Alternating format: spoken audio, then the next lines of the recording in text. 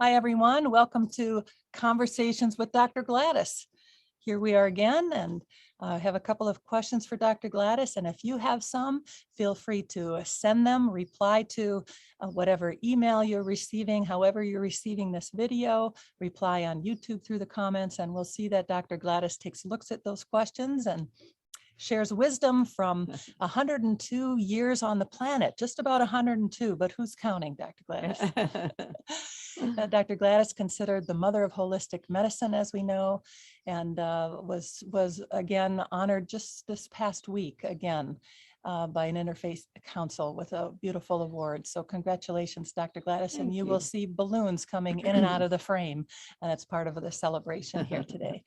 So thank you for being with us. And okay, Dr. Gladys, here we go. You ready? Absolutely. Okay. Well, Dr. Gladys, you grew up in the Himalayas. I used to call them the Himalayas, but of course now I do what you told me to do. They are the Himalayas.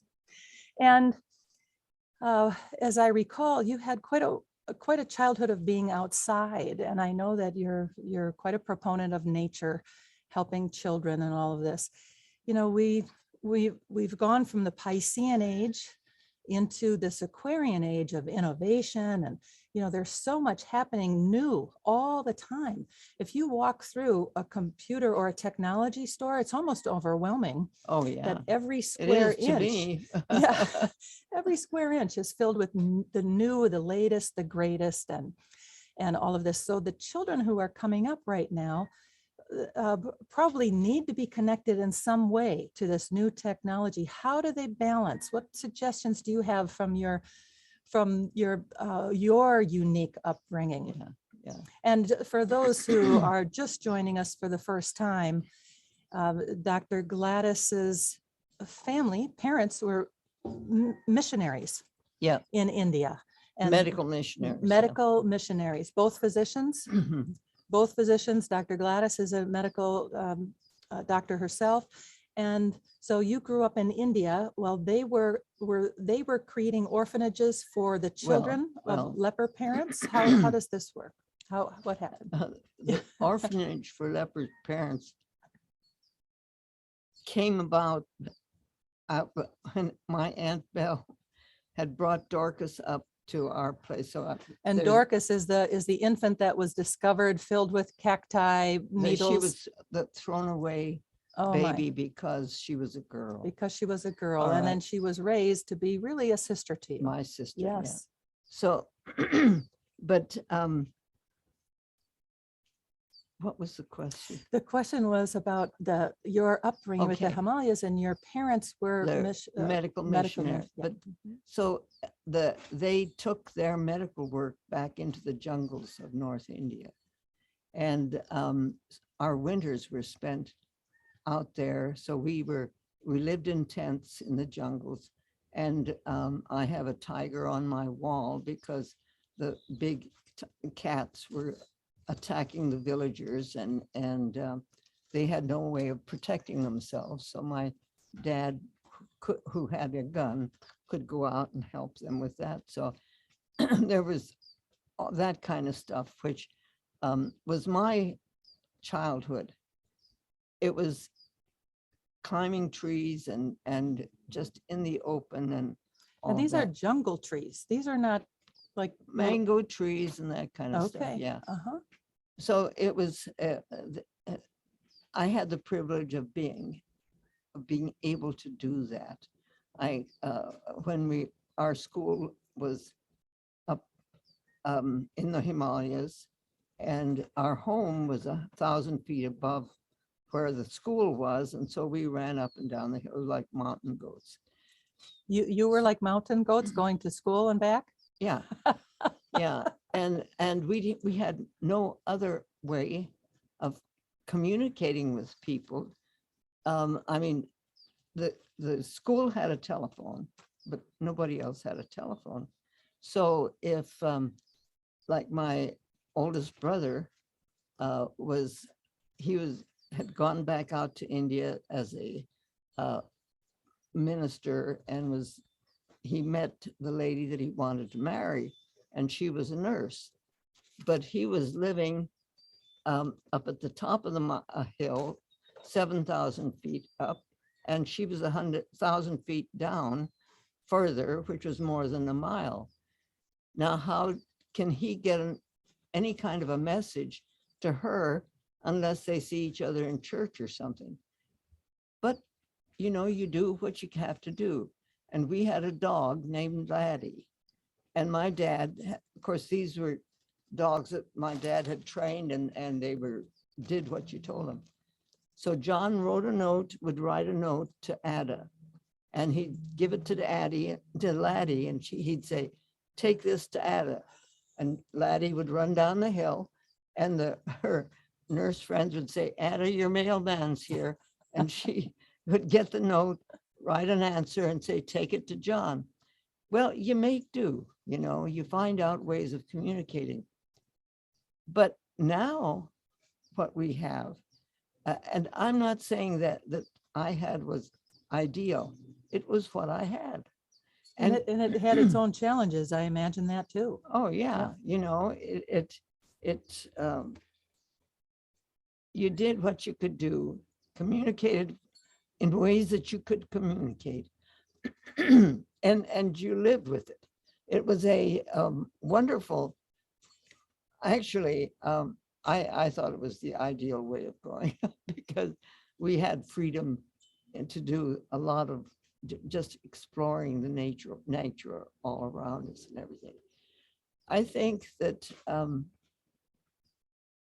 it's really important. We have parks, we have outdoor activities. I think that it's really helpful to let a child just be outside. If they eat the dirt, that's not so bad. You know, Mother Earth's pretty friendly to babies and to little people. And that's okay to let them get dirty and go, you know, play.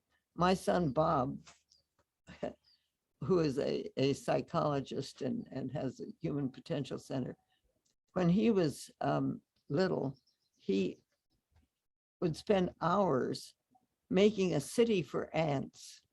He'd take some crumbs out and he would make the highway and all this, just hours. And it was fascinating watching him, what he was doing. He was creating these different things for the ants. And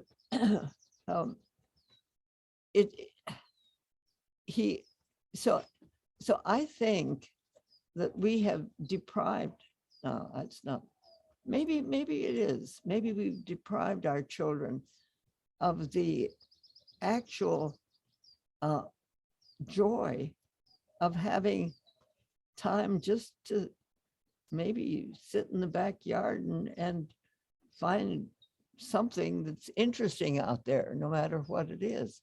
It's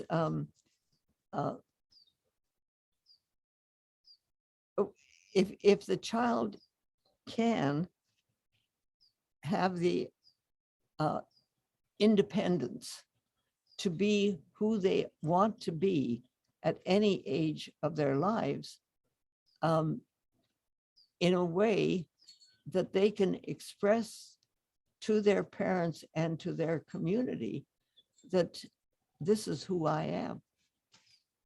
I think that's important. And do you think being outside with Mother Nature and all helps them identify who they are and helps who they are blossom in a sense? Or? Absolutely. How are they going to know anything about that?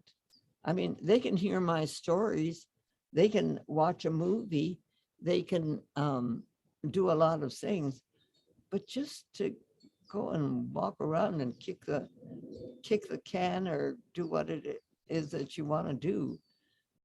You know, I had young children that I was with for a little while, and we were playing a game of running from one tree to the next.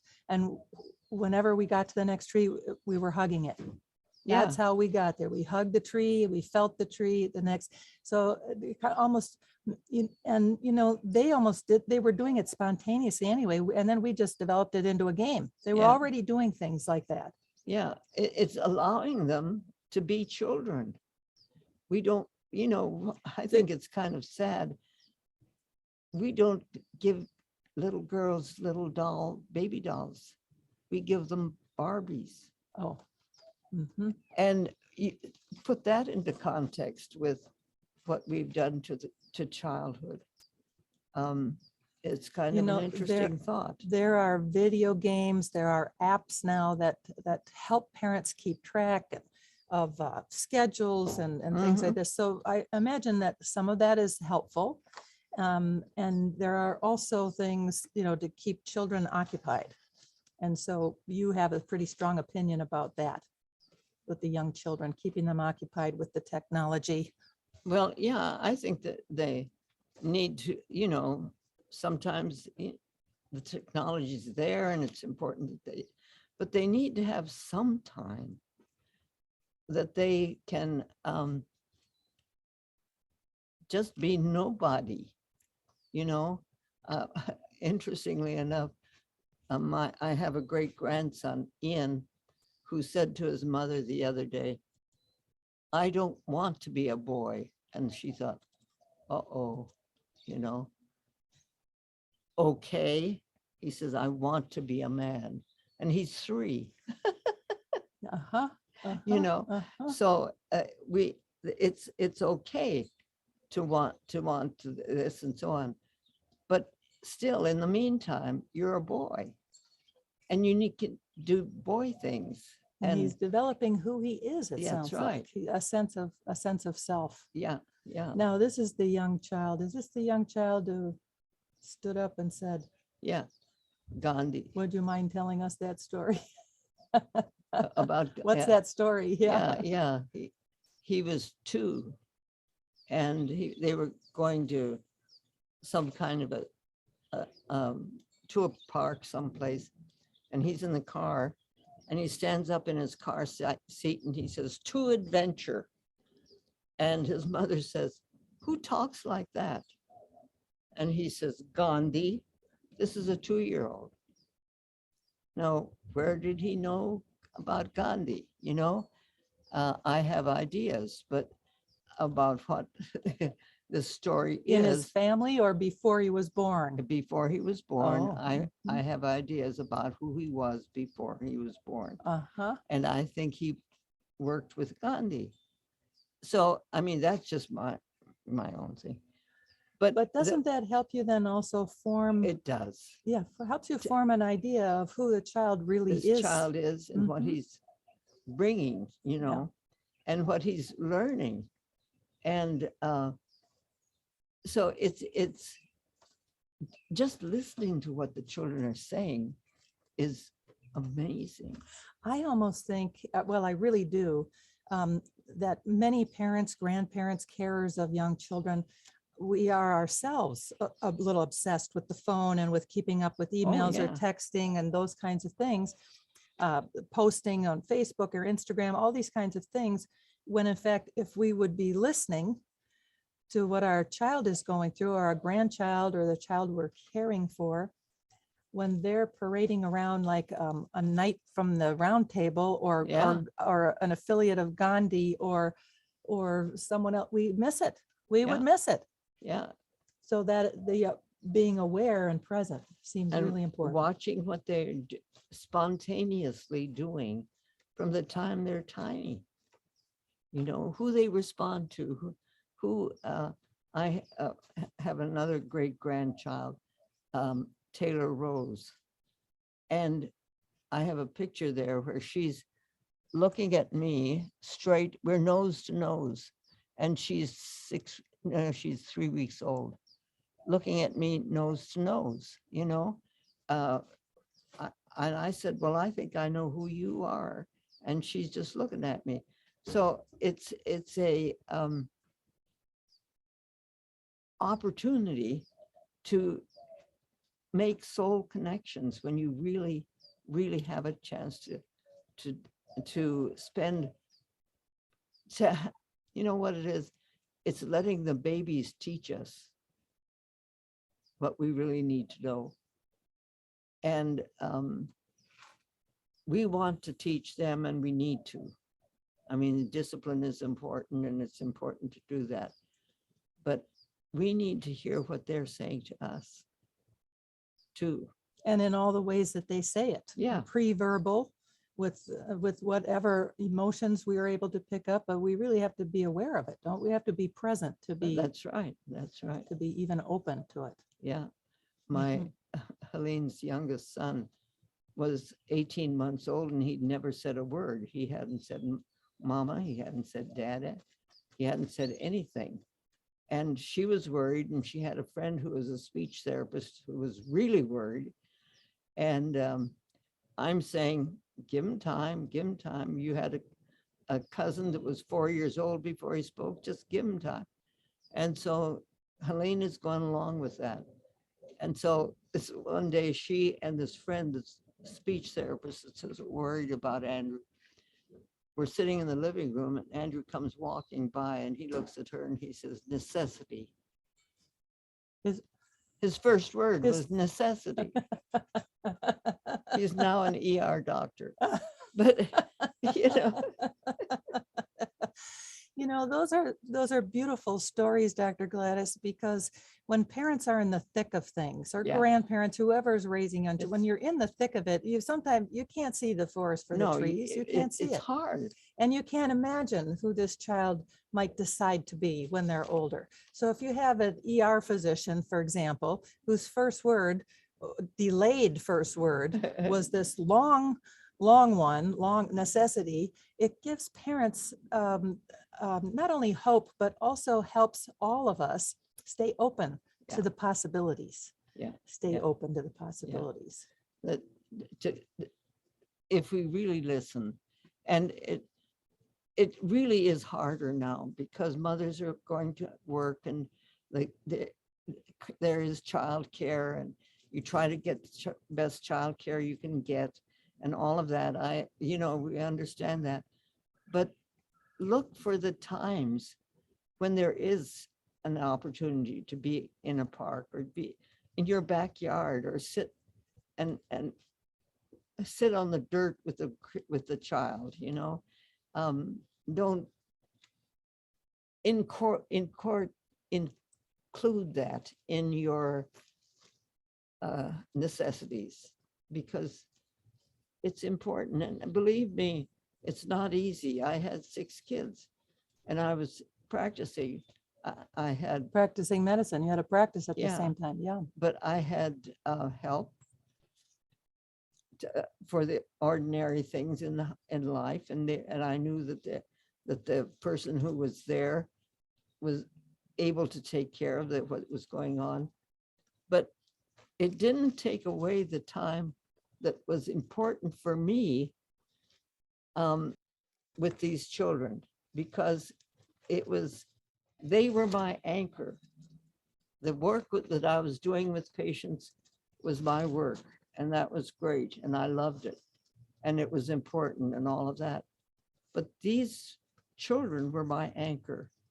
And in fact, when life was really hard for me at one point, and Bob was just a year old, and I would come home from work, and he'd be waiting for me, and we'd sit down in the rocking chair, and he would pat my shoulder. How old? A year? How old was he? He was 18 months old. Oh my. He was 18 months old, and he would pat my shoulder, and I would be home. It was a time that was total. My life was in shambles, and this was so important to me. And so I encourage us to, because how important it was for me to have that kind of experience every day during that time. Allow some touchy-feely important experience to happen when you have a child. And sometimes it's just holding the child while they're screaming, crying because they're whatever. Physicality, hugs, emotions, they're all important, aren't All. they? Okay, Dr. Gladys, thank you so much for the conversation again today. Appreciate that. If you would like to join us for other conversations with Dr. Gladys, feel free to send questions you might like to have her ponder and respond to after 102 years on the planet. So thank you, Dr. Gladys. It's been You're so wonderful welcome. to see you and wonderful to talk with you. I'm honored. And me too. Thank you. Thank you, everybody.